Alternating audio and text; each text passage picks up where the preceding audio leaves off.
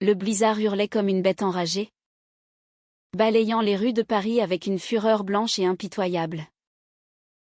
Camille Moreau, la puissante PDG de l'une des plus grandes firmes technologiques de France, se cramponnait au volant de sa voiture de luxe, les essuie-glaces luttant vainement contre les rafales de neige. Soudain, un cri perçant déchira la nuit, une femme et son enfant, piégés dans une voiture embourbée sur le bas-côté de la route menant à la banlieue nord, agitaient désespérément les bras pour attirer l'attention. Camille Pilanette, son cœur battant la chamade. Sans réfléchir, elle bondit hors de son véhicule, affrontant le vent glacial qui lui fouettait le visage comme des lames de rasoir. Elle atteignit la voiture accidentée en quelques enjambées, forçant la portière gelée pour extraire la femme tremblante et son petit garçon de 4 ans, enveloppés dans une couverture trop mince. « Venez avec moi !» hurla-t-elle par-dessus le tumulte. « Ma voiture est juste là. » La femme, aux yeux emplis de terreur, hésita une fraction de seconde avant de saisir la main tendue de Camille, serrant son enfant contre sa poitrine. De retour dans la chaleur relative de sa berline, Camille activa le chauffage au maximum et appela les secours. Mais les lignes étaient saturées. Elles étaient coincées, la tempête bloquant toute circulation. La femme, qui se présenta comme Élise Dupont, murmura un merci étouffé, ses lèvres bleues de froid. Son fils, Lucas, pleurait doucement, blotti contre elle. Camille, habituée à commander des empires depuis son bureau panoramique de la Défense, se sentait soudain vulnérable, confrontée à cette réalité brute. « Je m'appelle Camille », dit-elle d'une voix qu'elle voulait assurer. « On va s'en sortir. » Mais au fond d'elle, une peur sournoise s'insinuait, et si cette nuit changeait tout? Tandis que les heures s'étiraient dans l'habitacle confiné, les deux femmes commencèrent à parler pour tromper l'angoisse. Élise raconta son histoire en bribes, une vie modeste comme enseignante dans une école primaire de banlieue, un mariage raté avec un homme absent, et maintenant, cette lutte solitaire pour élever Lucas. « Je rentrais d'une visite chez ma mère, » expliqua-t-elle, la voix tremblante. La voiture a dérapé sur le verglas. Camille, en écoutant, sentait une connexion inattendue se tisser. Elle, qui avait gravi les échelons du monde des affaires en masquant sa véritable identité, une lesbienne assumée en privé mais cachée au grand jour pour préserver sa carrière, se surprit à partager des fragments de sa propre vie. « Je dirige une entreprise. Mais ce soir, je suis juste une conductrice perdue comme vous. » Le blizzard ne faiblissait pas. Forçant Camille à prendre une décision radicale, elle ne pouvait pas attendre indéfiniment. Elle repéra un hôtel isolé non loin, visible à travers les flocons tourbillonnants, et proposa d'y marcher. Élise accepta, portant Lucas dans ses bras tandis que Camille les guidait, luttant contre le vent qui menaçait de les renverser. Chaque pas était une bataille, le froid mordant leur chair, mais l'adrénaline les propulsait en avant. À l'arrivée, trempées et épuisées, elles obtinrent la dernière chambre disponible. Partager un lit avec une inconnue et son enfant n'était pas dans les plans de Camille, mais la nuit les unit dans une intimité forcée. Le lendemain matin, le soleil perça enfin les nuages, révélant un Paris recouvert d'un manteau immaculé. Les routes étaient dégagées, et Camille raccompagna Élise et Lucas chez eux, dans un petit appartement de Montreuil. En se disant au revoir, Élise serra Camille dans ses bras. Un geste simple mais chargé d'émotion. « Vous nous avez sauvé la vie. » Comment puis-je vous remercier? Camille, touchée plus qu'elle ne l'admettait, échangea son numéro. Appelez-moi si vous avez besoin de quoi que ce soit. Mais en repartant vers son monde de verre et d'acier, elle ne pouvait ignorer le trouble qui l'envahissait, cette rencontre n'était pas un hasard.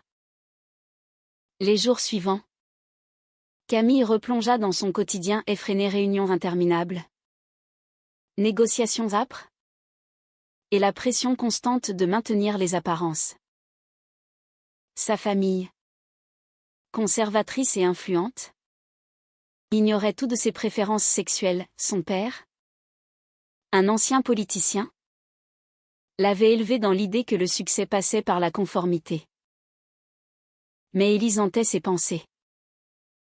Un appel arriva enfin, Élise l'invitait à dîner pour la remercier. Camille accepta, curieuse et nerveuse. Chez Élise, l'atmosphère était chaleureuse, contrastant avec la froideur de son propre appartement haussmannien. Lucas jouait avec ses jouets, et les deux femmes parlèrent tard dans la nuit, partageant rires et confidences. Au fil des rencontres, une amitié naquit, teintée d'une attirance subtile que Camille luttait pour ignorer. Élise, divorcée depuis 2 ans, avoua sa solitude, mais aussi ses doutes sur l'amour. Après mon mariage, je ne sais plus ce que je veux. Camille, sentant le terrain glissant, garda le silence sur ses propres sentiments. Pourtant, lors d'une promenade au parc de Vincennes, leurs mains se frôlèrent, et un regard prolongé fit basculer l'équilibre. Élise rougit. Camille détourna les yeux. Le conflit intérieur de Camille s'intensifia. Oserait-elle révéler sa vérité à cette femme qui l'attirait irrésistiblement? La société française, malgré ses avancées, portait encore des stigmates profonds. Camille avait vu des collègues ostracisés pour leur orientation, et elle craignait pour sa position. Élise, de son côté, élevait Lucas dans un environnement traditionnel. Sa famille, pieuse et provinciale, verrait d'un mauvais œil toute déviation. Mais l'attirance grandissait, menant à un premier baiser volé sous la pluie parisienne. Un moment de pure vulnérabilité. Camille rentra chez elle, le cœur en tumulte, se demandant si cette joie naissante valait le risque de tout perdre. Les semaines suivantes furent un tourbillon d'émotions contradictoires pour Camille. Elle et Élise se voyaient en secret, leur rencontre chargée d'une intensité croissante. Un café discret dans le Marais, une balade nocturne le long de la Seine, chaque instant renforçait leur lien, mais aussi les doutes de Camille. Et si quelqu'un nous voit? Murmura-t-elle un soir, alors qu'elle s'embrassait dans l'ombre d'un pont. Ma carrière. Élise, plus impulsive, balaya ses craintes d'un baiser. On mérite d'être heureuse. Camille. Lucas adore tes histoires du soir. Pourtant, la réalité rattrapait vite. La famille d'Élise, venue de Bretagne pour une visite surprise, remarqua les absences fréquentes de leur fille. Sa mère, une femme austère aux principes rigides, interrogea Élise sans ménagement. Qui est cette amie que tu vois si souvent? Une femme comme toi devrait penser à refaire sa vie avec un bon parti. Élise défendit Camille avec véhémence. Mais les graines du doute étaient semées. De son côté, Camille affrontait ses propres démons, un dîner familial où son frère, ignorant tout, la taquina sur son célibat. Quand vas-tu nous présenter un homme? Grande sœur? Papa s'inquiète pour la lignée. Camille sourit forcée. Mais intérieurement, elle bouillonnait. La tension monta d'un cran lorsque Camille fut promue à un poste encore plus exposé, impliquant des apparitions médiatiques. Son entourage professionnel, conservateur, scrutait sa vie privée. Un collègue mal intentionné murmura des rumeurs sur ses fréquentations inhabituelles. Camille, paniquée, distança Élise, prétextant un surcroît de travail. Élise, blessée, confronta Camille lors d'une dispute explosive dans son appartement. « Tu as honte de moi ? De nous » hurla-t-elle, les larmes aux yeux. Camille, déchirée, avoua ses peurs. « Ce n'est pas toi. C'est le monde. Ma famille me renierait. Ma carrière s'effondrerait. » Lucas devint involontairement le pivot du conflit. L'enfant, attaché à Camille, demanda innocemment pourquoi elle ne venait plus. Élise, protégeant son fils, décida de mettre de la distance. Je ne peux pas risquer de le perturber pour une relation instable. Camille, seule dans son bureau, réalisa le prix de ses choix, l'isolement émotionnel qu'elle s'imposait depuis des années. Elle appela Élise pour s'excuser, mais la conversation tourna au vinaigre. Tu dois choisir, Camille. Vivre dans le mensonge ou assumer qui tu es. La société pesait lourd sur leurs épaules. Des amis communs d'Élise, influencés par des préjugés tenaces, la mirent en garde contre ces modes modernes qui détruisent les familles.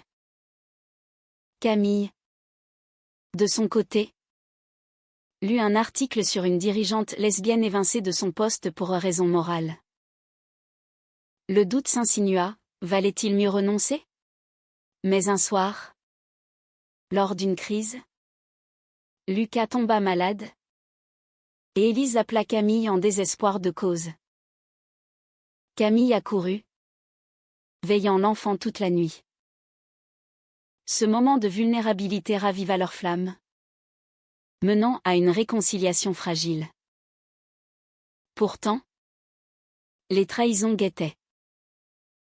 Le frère de Camille, suspicieux, fouilla son téléphone et découvrit des messages ambigus. Il confronta Camille. « C'est vrai ? Tu es comme ça ?» Blessée par son ton dégoûté, Camille nia. Mais le mensonge l'arrangeait. Élise, apprenant l'incident, se sentit trahie. « Tu me caches au tien ? Comme si j'étais un secret honteux. » Leur relation vacilla, chacune payant le prix de ses peurs, Élise isolée avec son enfant, Camille noyée dans le travail pour oublier. Un tournant dramatique survint lors d'une réception professionnelle. Camille y croisa Élise, invitée par hasard via une connaissance mutuelle. Leurs regards se croisèrent, chargés de tension. Élise, élégante dans une robe simple, approcha Camille discrètement. « On ne peut plus continuer comme ça. » Camille, le cœur serré, acquiesça. Mais un collègue les surprit en conversation intime, semant les graines d'une rumeur qui se propagea comme une traînée de poudre. La pression familiale culmina quand le père de Camille, alerté par son fils, l'invita à un déjeuner tendu. « On m'a dit des choses sur toi. Dis-moi que ce n'est pas vrai. » Camille, face à son patriarche, choisit le silence. Mais intérieurement, elle bouillonnait. Élise, de son côté, affronta sa propre mère, qui découvrit une photo d'elle deux. « C'est contre nature. Pense à Lucas, hurla-t-elle. Élise défendit leur amour, mais le clash la laissa brisée. Malgré tout, leur lien persistait. Une nuit, Camille frappa à la porte d'Élise, les yeux rougis. Je ne peux plus mentir. Elles passèrent la nuit à parler, décidant de affronter ensemble les tempêtes à venir. Mais le prix était élevé, Camille risquait sa carrière, Élise sa stabilité familiale. Le choix était fait. Mais les conséquences planaient, menaçantes. Les mois suivants furent une épreuve de feu pour Camille et Élise. Leur relation, désormais assumée en privé, affrontait les vents contraires de la société. Camille, déterminée, révéla son orientation à son équipe proche, récoltant un mélange de soutien et de regards obliques. Un investisseur conservateur retira ses fonds, prétextant des valeurs incompatibles. Camille encaissa le coup. Mais le doute s'insinua, avait-elle sacrifié son empire pour un amour naissant? Élise, quant à elle, lutta pour protéger Lucas des ragots. À l'école, des parents murmurèrent. Et l'enfant rentra un jour en pleurs, pourquoi les autres disent que maman est bizarre? Élise, le cœur brisé, expliqua avec douceur. Mais la culpabilité la rongeait. Sa famille, outrée, coupa les ponts. Sa mère déclarant, tu choisis le péché plutôt que ton sang. Élise paya le prix de l'isolement, se réfugiant dans les bras de Camille pour trouver du réconfort. Les conflits intérieurs s'intensifièrent. Camille, habituée au contrôle, se sentait vulnérable face à l'amour. Et si je te perds à cause de tout ça, confia-t-elle un soir, alors qu'elle dînait chez Élise. Lucas dormait paisiblement, ignorant les tourments des adultes. Élise, plus résiliente, répondit, on se bat pour ce qui compte. Mais toi, es-tu prête à tout perdre? Camille, hantée par ses ambitions, hésita, menant à une nouvelle dispute. Tu penses encore à ta carrière avant nous? La trahison frappa de manière inattendue. Une amie d'Élise, jalouse de leur proximité, répandit des rumeurs sur les réseaux sociaux, accusant Camille d'influencer négativement une mère vulnérable. Les médias s'emparèrent de l'histoire, titrant La PDG lesbienne et la scandaleuse liaison. Camille, assaillie par les paparazzi, vit son image ternie. Son conseil d'administration convoqua une réunion d'urgence, exigeant des explications. Votre vie privée impacte l'entreprise, tonna le président. Élise, horrifiée, confronta son amie. Mais le mal était fait. Elle se sentit responsable, c'est à cause de moi que tu souffres. Camille, enragée, décida de contre-attaquer, organisant une conférence de presse pour assumer publiquement. Je suis lesbienne, et fière de l'être. Mon amour pour Élise ne change rien à mes compétences. La déclaration fit sensation, divisant l'opinion publique. Des soutiens affluèrent, mais aussi des menaces anonymes.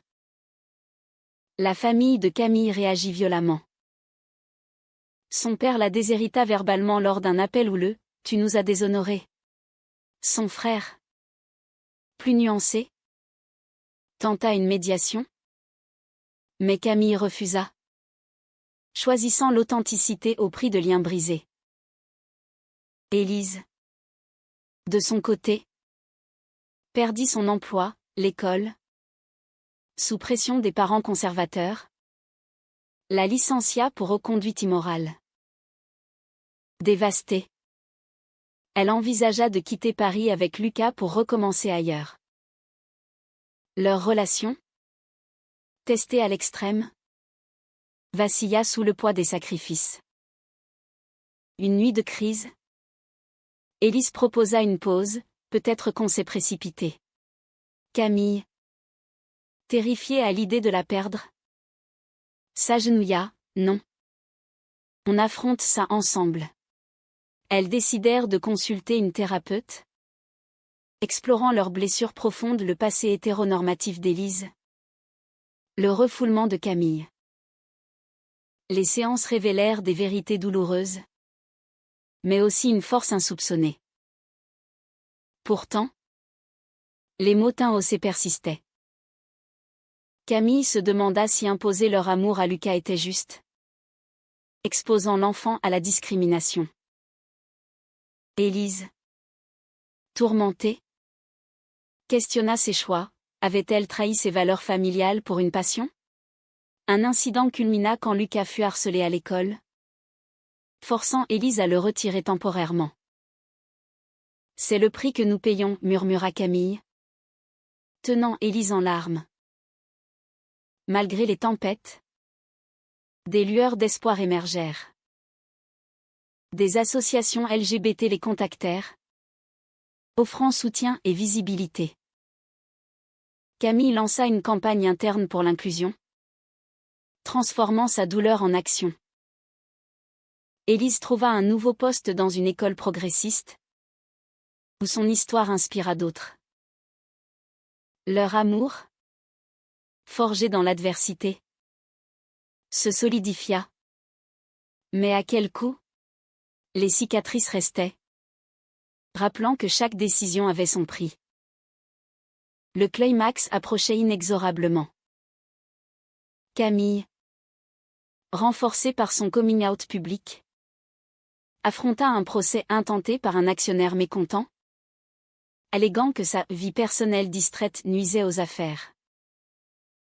L'audience, médiatisée, devint un champ de bataille symbolique. Élise, assise au fond de la salle, soutint Camille du regard, mais intérieurement, elle craignait l'issue. Si je perds, on perd tout, avait confié Camille la veille, anxieuse. Durant le procès, des témoins défilèrent, collègues loyaux défendirent Camille, tandis que d'autres, influencés par des préjugés, la dénigrèrent. L'avocat adverse insista sur les risques moraux, invoquant des stéréotypes éculés. Camille, témoignant avec dignité, déclara: mon orientation n'affecte pas mon leadership.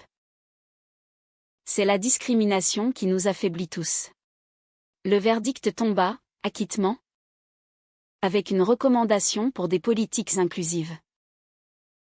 Victoire amère, car l'entreprise subit des pertes financières. Élise, pendant ce temps, géra une crise familiale. Sa mère, hospitalisée après une chute, la rappela à son chevet. Viens seule, précisa-t-elle. Élise, déchirée, partit sans Camille, affrontant des reproches acerbes. Tu as choisi le malheur pour toi et ton fils. Élise, les larmes aux yeux, défendit son choix. L'amour n'est pas un péché. La réconciliation fut partielle, mais Élise rentra changée, plus déterminée. Les trahisons s'enchaînèrent. Un ex-collègue de Camille, rancunier, révéla des détails intimes à la presse, forçant le couple à déménager pour protéger Lucas.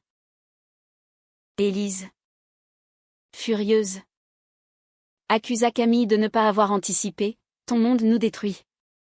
Camille, culpabilisée, proposa de rompre. Peut-être que tu mérites mieux. Mais Élise refusa, choisissant l'amour au prix de la sécurité. Un moment de vérité survint lors d'une manifestation pour les droits LGBT à Paris. Camille y parla. Élise à ses côtés. Lucas portant un badge arc-en-ciel. Des contre-manifestants huèrent, jetant des insultes. Lucas, effrayé, demanda « Pourquoi ils sont méchants ?» Élise, protégeant son fils, réalisa le poids de leur décision.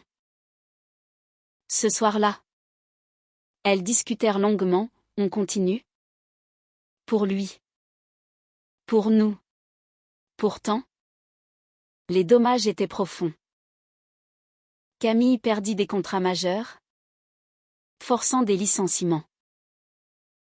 Elle se sentit responsable, questionnant son égoïsme. Élise, isolée socialement, lutta contre la dépression, consultant en secret. Leur relation, bien que passionnée, portait les stigmates des batailles, disputes sur les priorités, doutes sur l'avenir. Une ultime confrontation avec la famille de Camille scella un tournant. Lors d'un dîner forcé, son père explosa « Tu as ruiné notre nom !» Camille, calme, répondit « Non.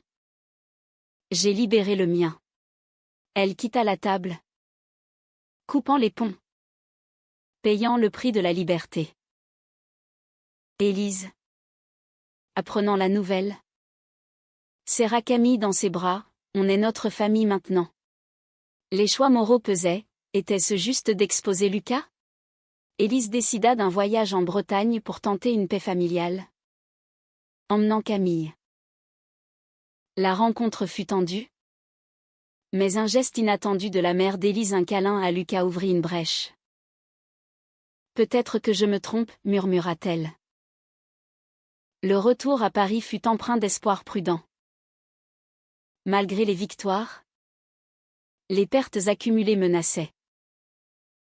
Camille envisagea de vendre son entreprise, Élise de changer de carrière. Leur amour, testé, émergea plus fort, mais marqué par les sacrifices. La société évoluait lentement, mais pour elle, le combat était personnel, incessant. Les nuages se dissipèrent progressivement, mais les cicatrices restaient vives. Camille, ayant restructuré son entreprise avec un focus sur l'inclusion, regagna du terrain, attirant de nouveaux investisseurs progressistes. Pourtant, le prix payé à mi-perdu. Famille éloignée la hantait lors des nuits solitaires. Élise, réintégrée dans une école ouverte d'esprit, éduqua Lucas sur la diversité, transformant leur épreuve en leçon de vie. Leur relation s'approfondit, mêlant tendresse et résilience. Des week-ends à la campagne, loin des regards, renforçaient leurs liens.